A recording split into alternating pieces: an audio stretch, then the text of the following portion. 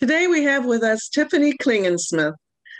Tiffany is the president of Unconventional Solutions, a Michigan-based business that specializes in composite repair and high-performance protection coatings. Hi, Tiffany. Hi, Sherry. Can you share with us a little bit more about your business?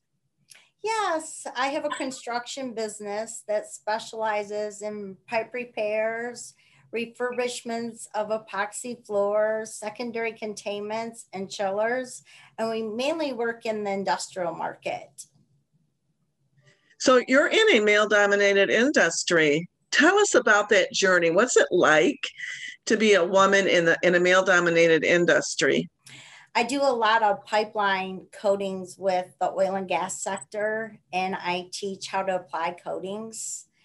And in that environment, it's very male dominated. There's hardly any females in it at all. And in the beginning, they used to like walk all over me and just wouldn't pay attention to what I was doing. So then I realized, I deserve to be here too. Just because I'm a woman doesn't mean that I don't deserve to be here on the pipeline. So when I said, hey, I'm going to be the one giving you your certification card at the end, you better pay attention and learn what we're doing, or else I don't have to give you a certification card. You just got to be confident in what you're doing, go along with the flow, and just follow your heart when you're out there in the field.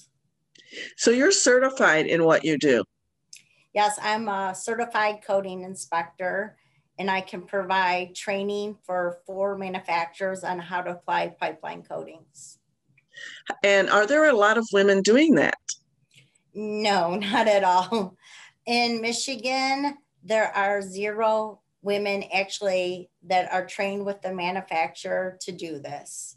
But there are about 12, they're called CIP, coating inspector women in Michigan, but nobody who can train and certify people on pipelines. So how did the Mentor We program, it's a program that I know you participated in from Great Lakes Women's Business Council that was supported by Ford Motor Company. How did that program, which involved you in the Mentor We construction cohort, prepare you for what happened in 2020?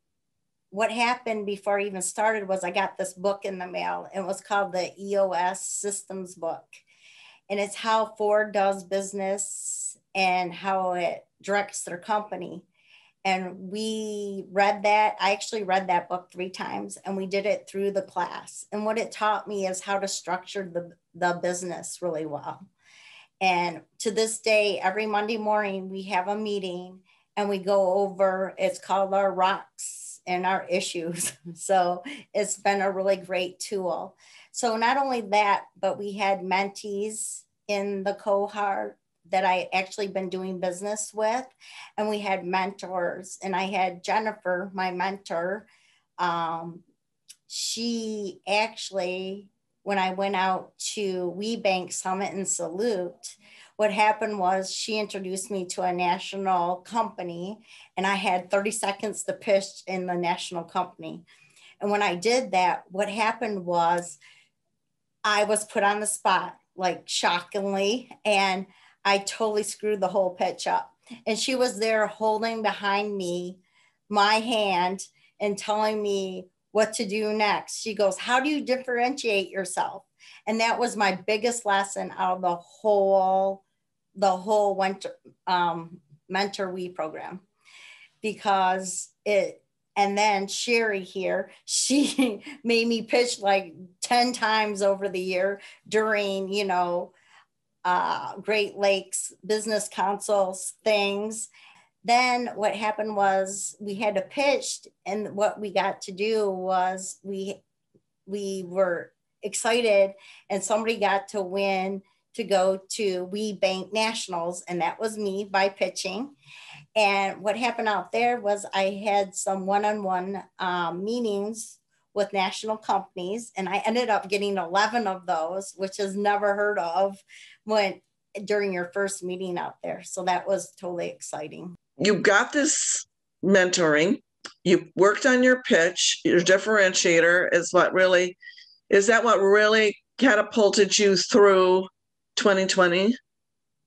Yes, just the whole putting the business together, seeing a vision where you should go later on in your business and putting it all together, the structure, that is what did the whole thing and made us move forward. So what happened was we knew that the oil and gas industry wasn't doing well. So we pivoted, and what we went into was refurbishment of chillers in hospitals. So in 2020, when everybody wasn't working, we went in during COVID and here, my team and my guys were all in these space suits every day because we don't know what COVID is yet, and we went in and we refurbished 6 chillers last year. So, and that's what coasted us through, the whole COVID thing, because all the rest of the business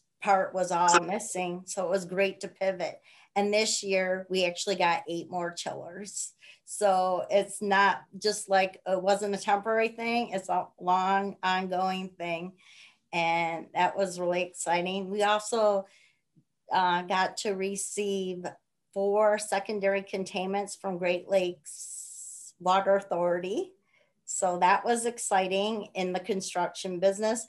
And we ended up doing like 6 or 7 big floors, epoxy floors at DTE Energy last year.